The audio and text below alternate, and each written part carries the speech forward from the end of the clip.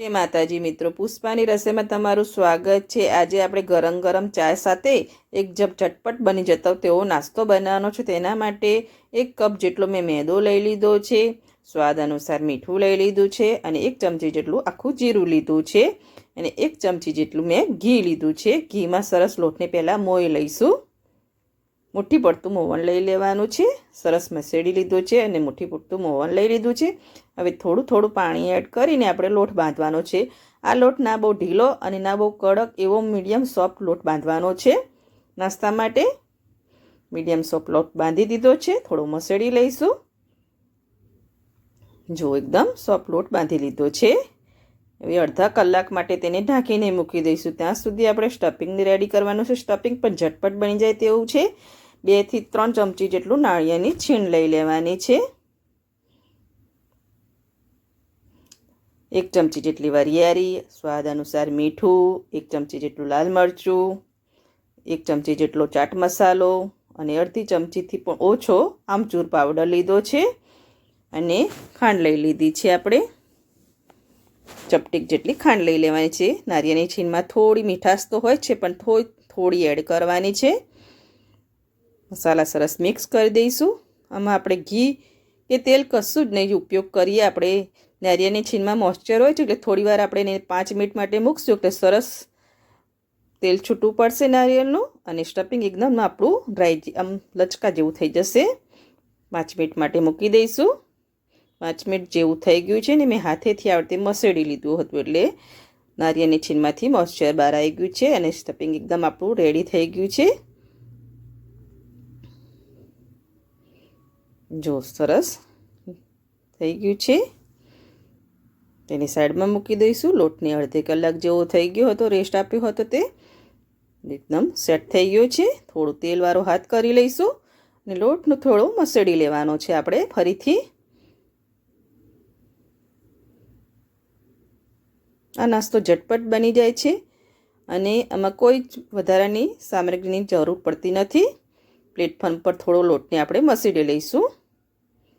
આ રીતે હથેળીથી પ્રેસ કરીને લોટને સરસ મસળી લેવાનો છે। 1 મિનિટ માટે જ કરવાનું છે, બહુ વધારે વાર નથી કરવાનું। થઈ ગયો છે। હવે તેને રોલ કરી લઈશું। તમારી જે સાઈડનો નાસ્તો બનાવવો હોય તે સાઈડના રોલ કરીને કટ મારી દેવાના છે।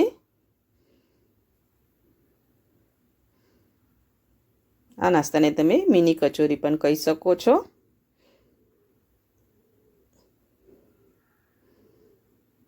એકદમ ડ્રાય મિની કચોરી આવે છે તે બનાવવાની છે। નાના નાના પીસ પાડી દઈશું। જે સાઈડનો કચોરી બનાવી હોય તે સાઈડના લુવા લઈ લેવાના છે। આ તે કટ મારી દઈશું।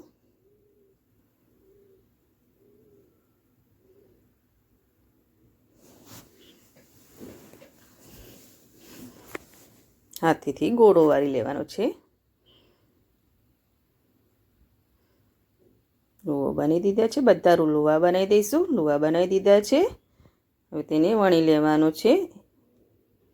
1-2 વેલણ મારીને આપણે પૂરી બનાવી દઈશું। પહેલાં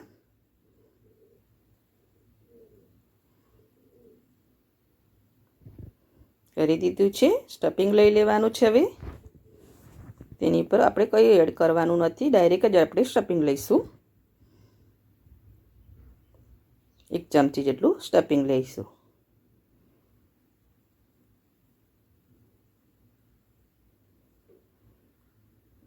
સ્ટફિંગ લઈને આ રીતે પોટલી વાળી દેવાની છે। ઉપરથી પોટલી વાળીને એકદમ પ્રેસ કરી દેવાની છે અને વધારાના ભાગને પ્રેસ કરીને દબાઈ દેવાનું છે અને હલકા હાથે તેને આ રીતે ગ્લુઓ વાળીશું અને પછી હથેળીની મદદથી થોડું પ્રેસ કરીશું। બહુ વધારે પડતું પ્રેસ નથી કરવાનું હતું। આ રીતે હથેળી પર રાખીને પ્રેસ કરીશું।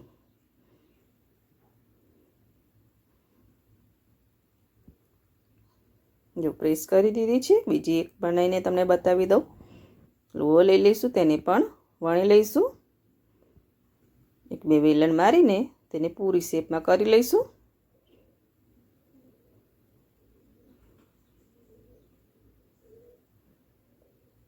સ્ટફિંગ લઈ લઈશું।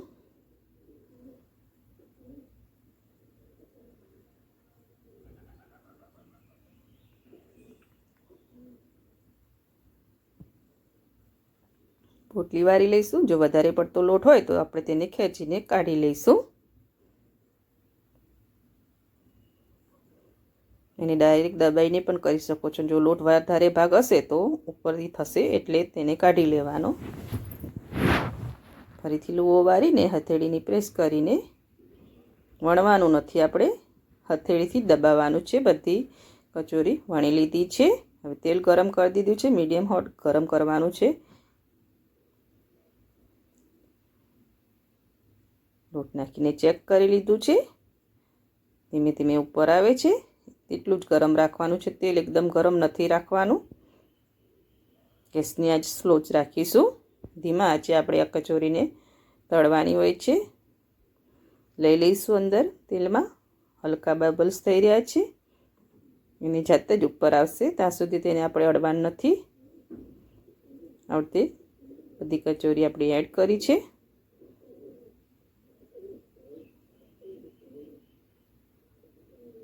જો ઉપર આવી ગઈ છે. હવે તેની સાઈડ ચેન્જ કરી લઈશું.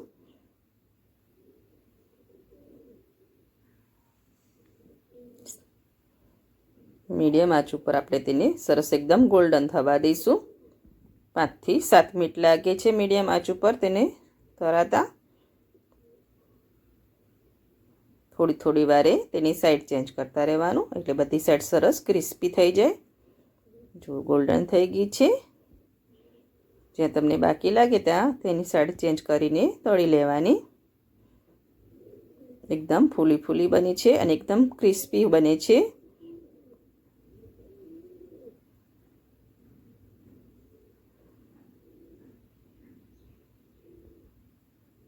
એકદમ થઈ ગઈ છે. હવે આપણે તેને બહાર લઈ લઈશું.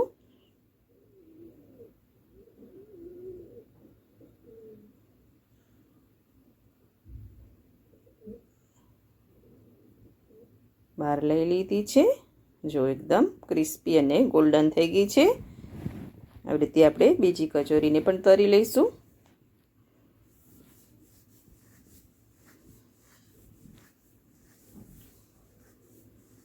કચોરી એડ કરી દીધી છે.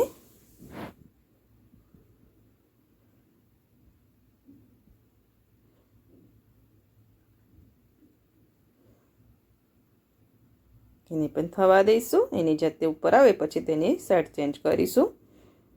ઉપર આવી ગઈ છે. હવે તેની આપણે સાઈડ ચેન્જ કરીશું.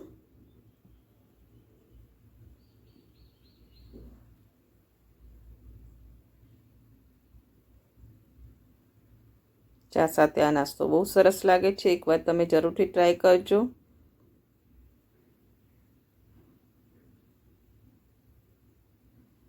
તેને પણ ગોલ્ડન કરી દઈશું મીડિયમ આંચ ઉપર.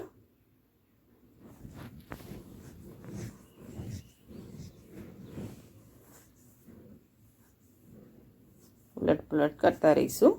જો એકદમ ગોલ્ડન થઈ ગઈ છે. 5 થી 7 મિનિટ લાગે છે કચોરીને તળાતા. એકદમ સ્લો પેન પર થઈ ગયું છે. હવે કચોરીને આપણે બહાર લઈ લઈશું.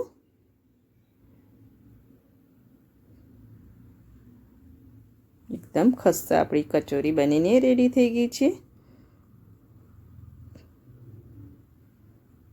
લાઇટના પ્રકાશથી થોડો કલર એવો દેખાય છે, પણ એકદમ ક્રિસ્પી અને ગોલ્ડન થઈ ગઈ છે.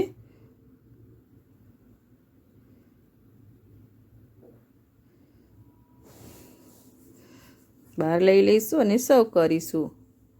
એકદમ નવો જ નાસ્તો છે. કોઈ વધારાની સામગ્રીનો ઉપયોગ કર્યો નથી અને ફટાફટ બની જાય છે. ચા સાથે ખવાતો એવો ક્રિસ્પી, જો હું તમને બતાવું એકદમ ખસ્સા બની છે.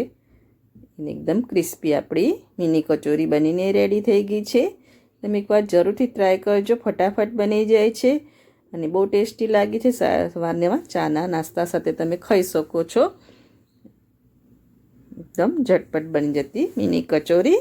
અને જો તમને મારી આ મિની કચોરીની રેસીપી ગમતી હોય તો મારા વિડીયોને લાઇક કરજો, સબસ્ક્રાઈબ કરજો અને બેલ આઇકન જરૂરથી દબાવજો.